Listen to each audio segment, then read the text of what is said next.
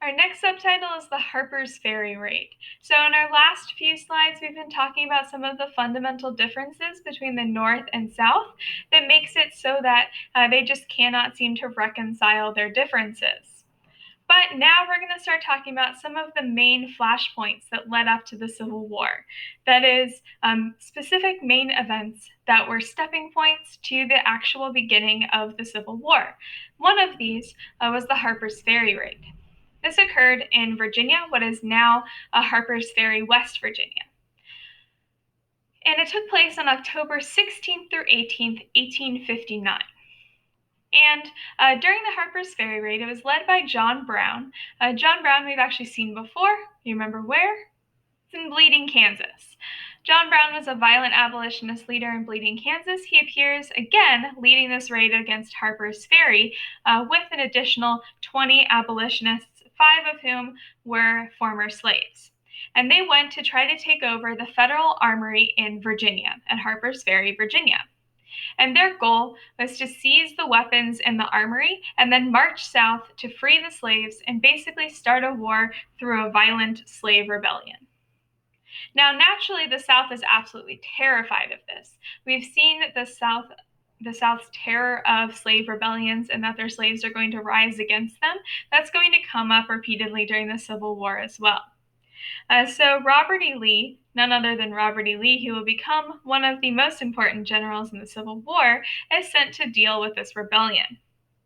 Now he finds this group in a train. They've ambushed a train and taken it over, but word gets out that they've raided the arsenal, and they are then trapped in the engine house and surrounded by angry townsfolk and militiamen, led by Robert E. Lee and Lieutenant Stewart. So along the way through the shootout, a number of them died. In total, 9 of the abolitionists died. 5 of them managed to escape, and then Brown was captured with the remaining 6 survivors. And they were put on trial and then hanged.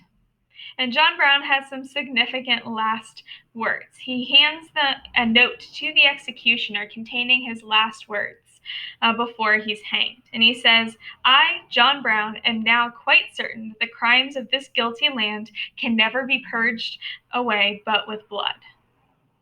So he is already predicting the Civil War, which will break out fairly soon after this event happens. So the impact of this is felt very strongly throughout the country. Most of the Northerners are absolutely horrified by John Brown and his actions and totally disavow him and say that he is not associated with them whatsoever.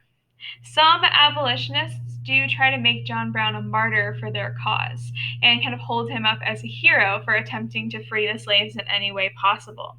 Now, the South is already afraid of slave rebellion, so this heroism of John Brown cast by the abolitionists terrifies them even more. And so the South blames the North for this. And at this point, Buchanan, who's still president, is left in a tight spot. He can disavow Brown and alienate some of the abolitionists, or he can say that Brown did something fine and then the South will be angry at him. What he does is he says nothing, and nobody is happy with him because he's just refusing to take a side. And that's going to be a continuous theme with Buchanan. Now we'll get to the election of 1860.